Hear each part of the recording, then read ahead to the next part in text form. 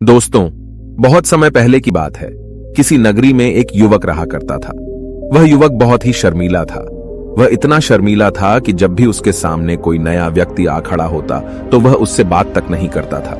यहां तक कि जिन्हें वह जानता था, पहचानता था, उनसे भी बात करने में उसे बहुत शर्म आया करती थी। वह उनसे भी ठीक से बात नहीं कर पाता था और अपनी इस समस्या के कारण वह खुद ही बहुत परेशान रहता था, क्योंकि वह अपने जीवन में कुछ कर ही नहीं पा रहा था। धीरे धीरे समय बीतता गया और समय बीतने के साथ साथ उस युवक की शर्म आने की आदत भी बढ़ती चली गई, जिस कारण वह अत्यधिक निराश रहने लगा, परेशान रहने लगा, चिंतित रहने लगा। उसे यह समझ नहीं आ रहा था कि वह अपनी इस समस्या से किस तरह से छुटकारा पाए। उसके घर वाले भी अब उसकी इस समस्या को लेकर बहुत चिंतित रहने लगे थे। वे सोचते थे इसका क्या होगा, या अपने जीवन में कुछ कर पाएगा भी या नहीं।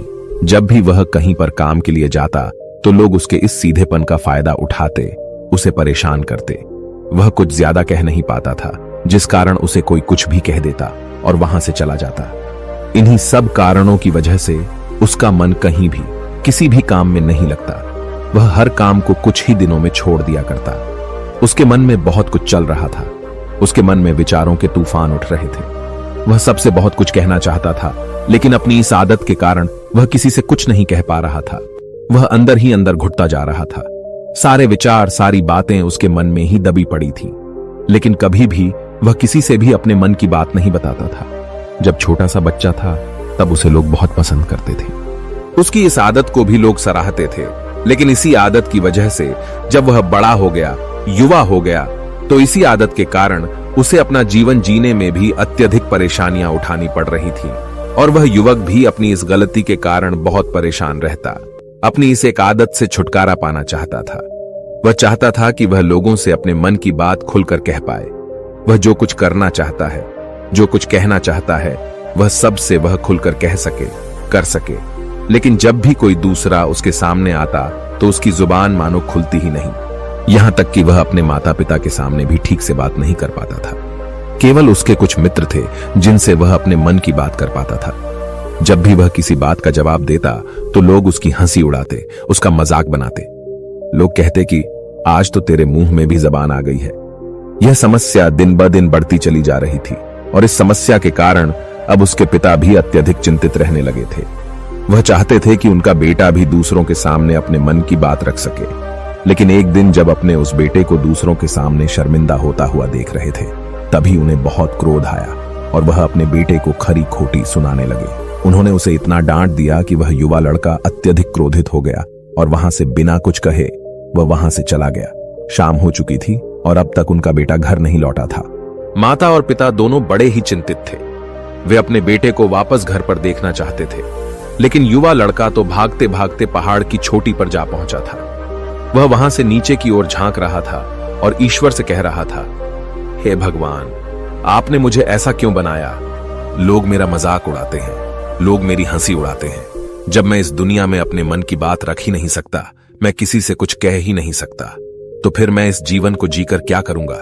जब भी मैं किसी से कुछ कहने की कोशिश करता हूं तो लोग मेरा मजाक बनाते हैं, मेरी हंसी उड़ाते हैं। यहां तक कि वह मुझसे कुछ भी कहकर चले जाते हैं और मैं उनका जवाब नहीं दे पाता। ऐसा जीवन जीकर मुझे क्या मिलेगा? इसलिए मैं तेरे पास आ रहा हूं। इतना कहकर जैसे ही वह युवक कूदने की तैयारी कर रहा था कि तभी पीछे से आवाज सुनाई पड़ी, बेटा, जान देना तो बहुत आसान है, लेकिन इस जान को तुम वापस नहीं पा सकोगे। जैसे ही यह आवाज उसके कानों में पड़ी, वह पीछे मुड़कर देखने लगा। उसने जैसे ही पीछे मुड़कर देखा, उसने पाया कि एक बौद्ध भिक्षु उसके पीछे खड़े हैं। उन्हें देखकर वह डर सा गया और अपने कदम पीछे खींच लिए और चुपचाप वहां पर खड़ा हो गया। अपनी आदत के कारण वह उनसे कुछ कह नहीं पा रहा था। तभी बौद्ध भिक्षु उस युवक से कहते हैं, बेटा, क्या बात है? आखिर तुम यहां पर क्या कर रहे हो और तुम अपने इस जीवन को क्यों समाप्त करना चाहते हो? यह अनमोल जीवन बहुत कम लोगों को नसीब होता है और तुम्हें यह जीवन व्यर्थ लगता है।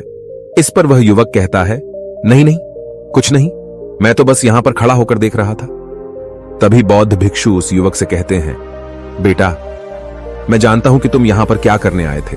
तुम मुझसे कुछ नहीं छुपा सकते, लेकिन मैं चाहता हूं कि तुम अपनी समस्या मुझसे खुद बताओ, तभी मैं उसका समाधान तुम्हें बता पाऊंगा। यदि तुम चाहते हो कि कोई तुम्हारी मदद करे तो उसके लिए पहले तुम्हें ही आगे बढ़ना होगा। यदि तुम चाहते हो कि मैं तुम्हारी समस्या का समाधान करूं तो तुम्हें मुझे अपनी समस्या बतानी होगी, वरना मैं कुछ नहीं कर सकूंगा। उन बौद्ध भिक्षुओं की यह बात सुनकर वह युवक कहता है, नहीं नहीं, मैं ठीक हूं, मैं सच कह रहा हूं। उस युवक की यह बात सुनकर बौद्ध भिक्षु उस युवक से कहते हैं, ठीक है बेटा, यदि तुम नहीं चाहते कि मैं तुम्हारी मदद करूं तो कोई बात नहीं, मैं तुम्हारी बात पर विश्वास कर लेता हूं। लेकिन तुम्हें भी मेरी एक बात पर विश्वास करना चाहिए कि मैं तुम्हारी मदद के लिए ही यहां पर आया हूं। तुम चाहो तो तुम अपनी समस्या मुझे बता सकते हो और मैं तुम्हारी इस समस्या का समाधान भी अवश्य करूंगा। इसका जवाब देते हुए युवक उन बौद्ध भिक्षु से कहता है, नहीं नहीं, मैं ठीक हूं, आप जाइए। इस पर वह बौद्ध भिक्षु उस युवक से कहते हैं, ठीक है बेटा, यदि तुम चाहते हो कि मैं यहां से चला जाऊं तो मैं यहां से चला जाता हूं, लेकिन मेरी एक बात याद रखना, मेरे जाने के बाद मैं तुम्हारी कोई मदद नहीं कर पाऊंगा और हो सकता है कि तुम्हारी मदद के लिए कोई और आगे भी ना आए। इतना कहकर बौद्ध भिक्षु पीछे की ओर मुड़े और अपने मार्ग में आगे बढ़ने लगे। वो युवक वहीं पर खड़ा होकर यह सब देख रहा था। जैसे ही वह कुछ दूर पहुंचे तभी उस युवक ने जोर से आवाज लगाई, हे गुरुदेव, मेरी समस्या बहुत बड़ी है, क्या आप उसका समाधान कर सकेंगे? क्या आप मुझे उसका समाधान दे सकेंगे? यह सुनकर बौद्ध भिक्षु वहीं पर खड़े हो गए। पीछे मुड़कर उन्होंने उस युवक की बात का जवाब देते हुए कहा, बेटा, इस दुनिया में कोई भी ऐसी समस्या नहीं है जिसका कोई समाधान न हो। यदि तुम मुझे अपनी समस्या बताओगे तो मैं उसका समाधान अवश्य करूंगा। तभी वह युवक उन बौद्ध भिक्षु से अपनी समस्या बताते हुए कहता है, गुरुवर, मेरी एक बहुत बड़ी समस्या है कि मैं शर्मीला हूं, जिस कारण मैं किसी से कोई बात नहीं कर पाता। यहां तक कि मैं अपने मन की बात भी किसी को नहीं बता पाता। जब भी मैं किसी से बात करने की कोशिश करता हूं तो लोग मेरा मजाक उड़ाते हैं, मेरी हंसी उड़ाते हैं। जब भी मुझे कोई खरी खोटी सुनाता है, उल्टी सीधी बातें करता है, तो मैं उनका जवाब नहीं दे पाता। मैं लोगों की तरह चालाक बनना चाहता हूं, लोगों की तरह बातों का जवाब देना चाहता हूं, अपने मन की बात करना चाहता हूं। मैं इस दुनिया के साथ कदम से कदम मिलाकर आगे बढ़ना चाहता हूं। क्या इसका कोई समाधान है? उन भिक्षु ने उस युवक की सारी बातें ध्यानपूर्वक सुनी और फिर जवाब देते हुए कहते हैं, बेटा, जरूरत से ज्यादा शर्मीला होना, इसका अर्थ यह है कि तुम्हारे अंदर कोई डर है जिसे तुम पहचान नहीं पा रहे, जिस कारण उसका समाधान करने में भी असमर्थ हो। शर्म करना अलग बात है और डरना अलग। जब हमारे भीतर डर होता है तब हम कहीं भी, किसी से भी कोई भी बात नहीं कर सकते। हमें चारों तरफ केवल डर ही नजर आता है और हम हर जगह से डरते ही रहते हैं, लेकिन इसे शर्माना नहीं कहते। शर्म तो बस एक हद तक तुम्हें चुप रख सकता है। फिर वह बौद्ध भिक्षु उस युवक से कहते हैं, बेटा, तुम सबसे अधिक किससे शर्माते हो? युवक इसका जवाब देते हुए कहता है, गुरुवर, मुझे अपने पिता से बात करने में बहुत शर्म आती है, मैं उनके सामने कुछ बोल ही नहीं पाता। तभी वह बौद्ध भिक्षु उस युवक से कहते हैं, अच्छा, तो यह बताओ, जब तुम अपने पिता से बात कर रहे होते हो या फिर बात करने का प्रयास करते हो तो तुम्हारे मन में कैसे ख्याल आते हैं? युवक इसका जवाब देते हुए कहता है, गुरुवर, जब भी मैं अपने पिता से बात करने का प्रयास करता हूं तो मुझे ऐसा लगता है कि मानो मेरे पिता अभी मुझे डांट देंगे, मुझ पर क्रोध करेंगे, मुझसे या नाराज हो जाएंगे, और कहीं ना कहीं मुझे यह भी लगता है कि मैं कुछ गलत बात ही करूंगा। यहां तक कि मेरे मन में ऐसे भी ख्याल आते हैं कि शायद मेरे पिता मुझसे प्यार ही नहीं करते। परंतु गुरुवर, आप कहते हैं कि शर्म अलग है और डरना अलग बात है, तो क्या कोई ऐसा उपाय है जिससे मुझे डर ही ना हो? क्या कोई ऐसा रास्ता है जिससे मेरे अंदर का यह डर पूरी तरह से समाप्त हो जाए? कृपा करके मुझे इस समस्या का समाधान बताइए। मुझे अपने इस डर से बाहर निकलना है। मुझे लोगों की तरह अपने इस जीवन को खुलकर जीना है। उस युवक की ये सारी बातें सुनकर बौद्ध भिक्षु उस युवक से कहते हैं, जाओ और अपने पिता से कहो कि मुझे कुछ काम करना है और उसके लिए मुझे आपसे कुछ धन चाहिए। यदि तुम उनसे धन मांगने में कामयाब हो गए तो मैं तुम्हें तुम्हारी समस्या का समाधान अवश्य बताऊंगा। वह युवक काफी घबरा गया। उसने उन गुरुवर से कहा, हे गुरुवर, मुझे यह कार्य न दीजिए, मैं उनसे कुछ नहीं कह पाता। उनके सामने तो मेरी बोलती तक बंद हो जाती है, मैं उनसे धन भला कैसे मांगूंगा? यह बात सुनकर बौद्ध भिक्षु उस युवक से कहते हैं, तब तो तुम्हारी समस्या का कोई भी समाधान नहीं है और न ही तुम कभी भी अपने जीवन को खुलकर जी पाओगे।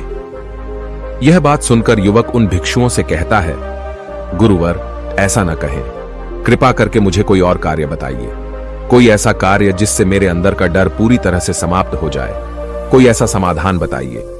इसका जवाब देते हुए वह बौद्ध भिक्षु उस युवक से कहते हैं, बेटा, यदि तुम्हें अपने अंदर के डर को समाप्त करना है तो पहले तुम्हें मेरा यह कार्य करना होगा जो मैंने तुम्हें कहा है। वह युवक घबराकर काफी देर सोच विचार करने के बाद पूर्ण गुरुवर से कहता है, ठीक है, यदि आप चाहते हैं कि मैं इस कार्य को करूं तो मैं इसे करने का पूरा प्रयास करूंगा। इतना कहकर वह युवक अपने घर लौट जाता है। उसे देखकर उसके माता पिता बहुत खुश हो जाते हैं और वह युवक अपने पिता से डरते डरते कहता है, पिताजी, मुझे आपसे कुछ बात कहनी है। इस पर उसके पिता कहते हैं, बोलो, क्या बात है? युवक आगे कहता है, पिताजी, मैं कुछ काम करना चाहता हूं और उसके लिए मुझे आपसे कुछ धन चाहिए। क्या आप मुझे कुछ धन दे सकते हैं? इतना सुनकर उस युवक के पिता ने उसकी ओर ध्यान से देखा।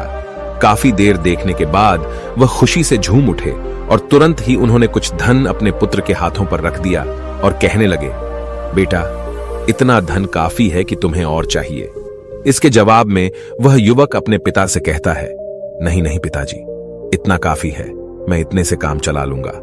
वह युवक उस धन को लेकर तुरंत दौड़ा दौड़ा उन बौद्ध भिक्षु के पास लौटा और जो धन उसने अपने हाथों में ले रखा था उसे दिखाते हुए वह कहता है, गुरुवर, जैसा आपने कहा था, मैं धन लेकर आपके पास आ चुका हूं। मैंने अपने पिता से धन मांग लिया है।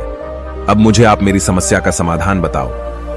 तभी बौद्ध भिक्षु उस युवक से कहते हैं, अरे इतनी जल्दी क्या है, अभी तो तुम्हें मेरे लिए एक और काम करना है, तभी मैं तुम्हें तुम्हारी समस्या का समाधान अवश्य बताऊंगा। और यदि तुम मेरे लिए इस कार्य को नहीं पूरा कर सके तो मैं तुम्हें कभी भी तुम्हारी समस्या का समाधान नहीं बताने वाला। तभी वह युवक उन बौद्ध भिक्षुओं से कहता है, हे गुरुवर, अभी तो मैंने आपके लिए एक काम किया है, अभी आप मुझे एक और काम करने के लिए कह रहे हैं। तभी बौद्ध भिक्षु उस युवक से कहते हैं, हाँ, तुम्हें मेरे लिए एक और काम करना ही होगा। वह युवक एक बार फिर से काफी देर सोच विचार कर उन बौद्ध भिक्षु से कहता है, अच्छा ठीक है, बताइए, अब मुझे क्या करना है? इसके जवाब में बौद्ध भिक्षु उस युवक से कहते हैं, जाओ और यह धन जो तुमने अपने पिता से मांग कर लाया है, इस धन को वापस अपने पिता को लौटा दो और साथ साथ यह भी कहना कि पिताजी, मैं अभी काम नहीं करना चाहता, लेकिन जब समय आएगा तो मैं आपसे यह धन वापस ले लूंगा और उससे अपना काम पूरा करूंगा।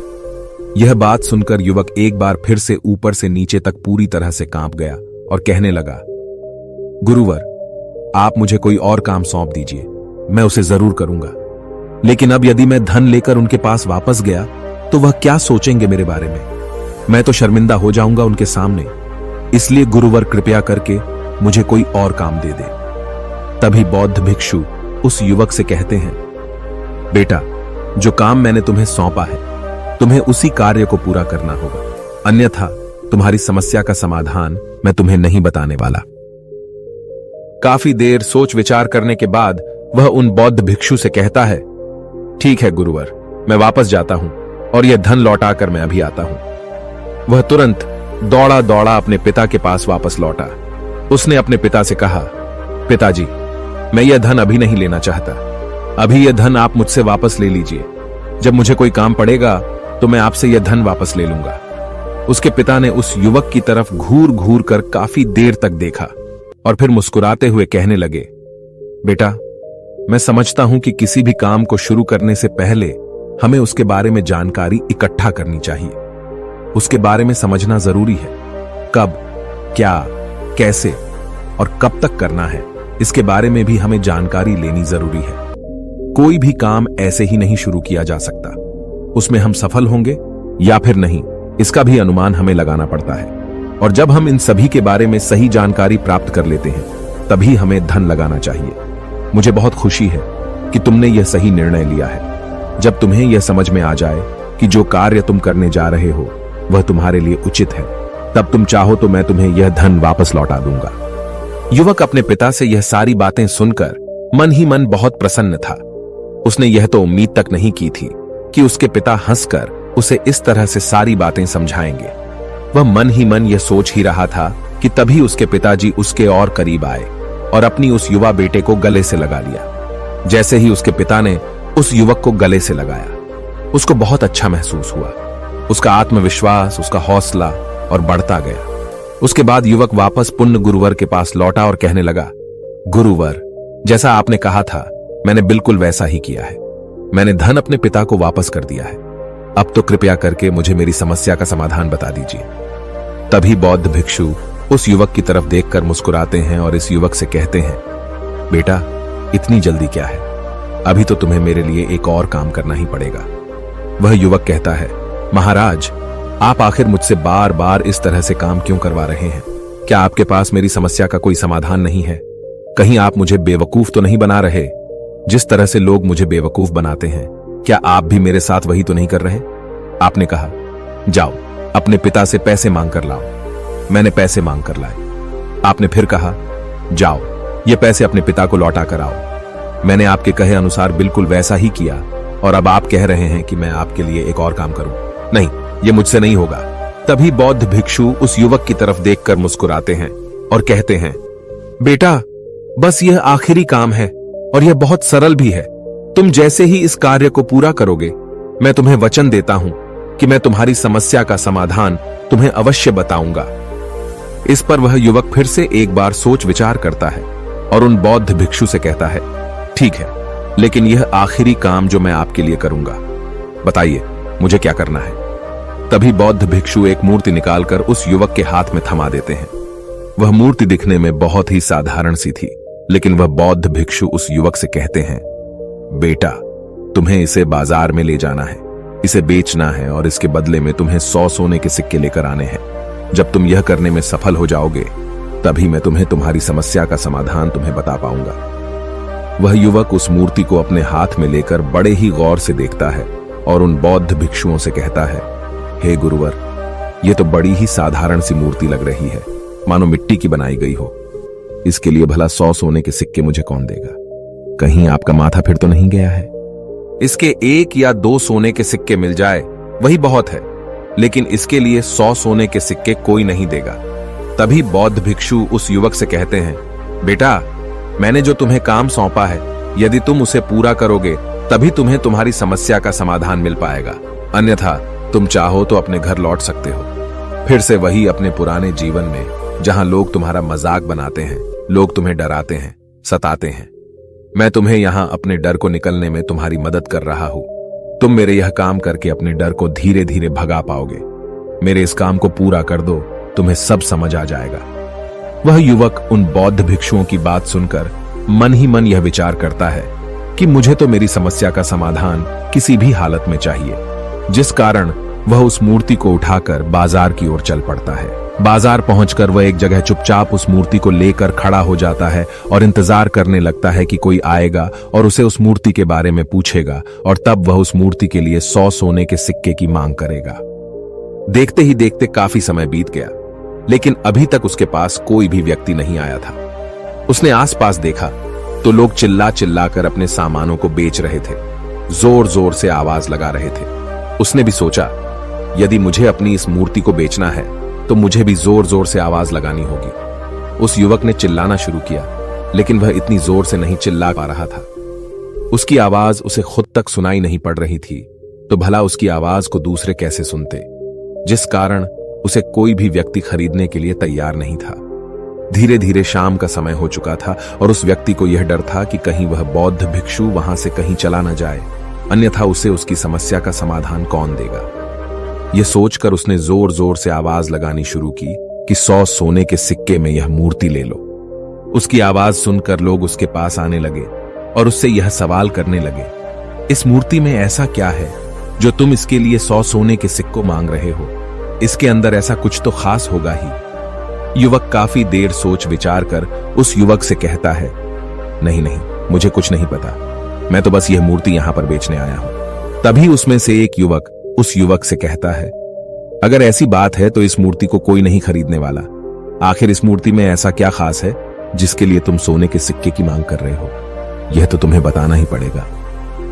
धीरे धीरे कई लोग उसके पास आए और सभी ने बस एक ही सवाल किया, आखिर इस मूर्ति में ऐसा क्या खास है, ऐसी क्या बात है जिसके लिए तुम सोने के सिक्के की मांग कर रहे हो? उस युवक ने से बातचीत की, उन्हें समझाने की कोशिश की, कई प्रयत्न किए, लेकिन कोई भी उस मूर्ति को 100 सोने के सिक्के देकर खरीदने के लिए तैयार नहीं था।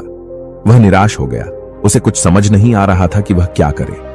तभी बाजार में उसने देखा कि कुछ लोग अपने सामानों की खासियत बता रहे हैं। उसे बेचने के लिए उसकी खास खास बातों के बारे में लोगों को समझा रहे हैं। यह देखकर उसने भी सोचा कि मुझे भी इस मूर्ति की कुछ खासियत लोगों को बतानी होगी। उसने फिर एक बार जोर जोर से आवाज लगानी शुरू की। समस्या का समाधान निकालने वाली मेरी गुरु की इकलौती मूर्ति, जो इस दुनिया में केवल एक ही है जिसके पास भी यह मूर्ति होगी, उसके घर में कोई समस्या नहीं होगी। यह मूर्ति उस समस्या का समाधान तुम्हें अवश्य बताएगी। यह सुनकर लोग उसके पास पहुंचने लगे और उसे यह सवाल करने लगे, क्या सच में यह मूर्ति जिसके पास होगी उसके पास कोई समस्या नहीं होगी? क्या सच में यह सभी समस्याओं का समाधान करती है? इसका जवाब देते हुए युवक कहता है, हां, सभी समस्याओं का समाधान कर देती है। यदि आप इस मूर्ति को ले जाते हैं, आपके घर में कोई भी समस्या होगी तो उसका समाधान यह आपको अवश्य बताएगी। चाहे कोई भी समस्या हो, कैसी भी समस्या हो, कैसी भी परिस्थिति हो, आपको इसका समाधान अवश्य मिलेगा। इतना सुनने के बाद अब वही एक मूर्ति सबको चाहिए थी। उस मूर्ति के दाम लगाने लगे। कोई उसे 200 सोने के सिक्के तो कोई 400, कोई 600 तो कोई 1000 सोने के सिक्के देने के लिए तैयार था। उस मूर्ति की कीमत लगातार बढ़ती जा रही थी। जैसे जैसे लोगों को पता चलता जा रहा था कि यह मूर्ति लोगों की समस्या का समाधान करती है, लोग उसे किसी भी कीमत पर खरीदने के लिए तैयार हो गए थे। अब वह युवक भी आत्मविश्वास के साथ और जोर से चिल्ला रहा था, लोगों को उस मूर्ति के बारे में समझा रहा था, बता रहा था। अब उसके मन में कोई डर नहीं था। वह लोगों को उस मूर्ति के बारे में पूरे आत्मविश्वास के साथ, बिना घबराए, उस मूर्ति की खासियत बताने में लगा हुआ था, जिस कारण लोग उस पर भरोसा कर रहे थे। और वह भरोसा लोगों की नजरों में नजर भी आ रहा था। जैसे जैसे अंधेरा होता गया, लेकिन लोगों की भीड़ मानो कम होने का नाम ही नहीं ले रही थी। लोग उस मूर्ति को खरीदना चाहते थे। उस युवक ने जोर से आवाज लगाई कि मुझे क्षमा करें, यह मेरे गुरु की मूर्ति है और मैं इसे बेचना नहीं चाहता। इतना कहकर वह युवक उस मूर्ति को लेकर वापस खाली हाथ लौट आया और उन गुरुवर के पास पहुंचा और उन गुरुवर से कहने लगा, हे गुरुदेव, आपका बहुत बहुत धन्यवाद। इस मूर्ति ने मेरी समस्या का समाधान कर दिया। मुझे समझ में आ गया कि मेरी क्या समस्या थी। हालांकि मैं इसे बेचकर सोने के सिक्के तो आपके लिए नहीं ला पाया, लेकिन मुझे मेरी समस्या का समाधान अवश्य मिल गया। आपका बहुत बहुत धन्यवाद। इस बात को सुनकर बौद्ध भिक्षु उस युवक से कहते हैं, बेटा, मैंने तुम्हारी समस्या का समाधान नहीं किया है। तुमने तो खुद ही अपनी समस्या का समाधान किया। अपनी समस्या तुमने खुद ही सुलझाई है। तुम्हारे मन में हजारों सवाल थे। मैं यह करूंगा तो लोग क्या कहेंगे, मेरे बारे में क्या सोचेंगे? यदि मैं अपना मुंह खोलूंगा तो लोग मेरे पर हंसेंगे। यदि मैंने मुंह खोला तो मैं कुछ गलत ही करूंगा। ऐसे कई सारे विचार तुम्हारे मन में थे। ऐसे कई सारे डर तुमने अपने मन में पाल रखे थे। लेकिन जब इस मूर्ति के बेचने के दौरान तुमने उन हजारों लोगों का सामना किया, उनके सामने खुलकर अपनी बात रखी, उनके सामने खुलकर वह कहा जो तुम्हें कहना था, तो तुम्हारे मन का डर खुद समाप्त हो गया। जिसे तुम शर्माना कहते थे, वो अपने आप ही तुम्हारे भीतर से कहीं गायब हो गया। युवक अपने गुरु की यह बात सुनकर अपने गुरुवर से कहता है, गुरुवर, आप सही कहते हैं। आपने आज मेरे मन में वो विश्वास जगा दिया है जिसे मैं अब अपने जीवन में कुछ भी हासिल कर सकता हूं। आपका बहुत बहुत धन्यवाद। डर को धीरे धीरे खत्म करने से ना ही आपको शर्म आएगी और ना ही डर लगेगा। और जब आपके भीतर का डर हमेशा के लिए समाप्त हो जाएगा, तो आप अपने जीवन में जो भी कुछ करना चाहते हैं, जो भी कुछ पाना चाहते हैं, उसका रास्ता आपके लिए पूरी तरह से साफ हो जाएगा और आप अपने मार्ग पर तेजी से आगे की ओर बढ़ने में सक्षम भी हो जाएंगे। इसलिए लोग क्या कहते हैं, क्या कहेंगे, ये सब छोड़ दीजिए और खुद पर विश्वास कीजिए, क्योंकि आप ही हैं जो अपने इस डर का सामना कर सकते हैं। अगर आप किसी ऐसे व्यक्ति को जानते हैं जो हर वक्त शर्माता है या अपनी बात खुलकर लोगों के सामने नहीं रख पाता, तो ये वीडियो उनके साथ शेयर करना ना भूलें। दोस्तों, उम्मीद है कि आपने आज के इस वीडियो से जरूर कुछ न कुछ सीखा होगा। ऐसी ही ज्ञान से भरपूर कहानियां सुनने के लिए सब्सक्राइब करें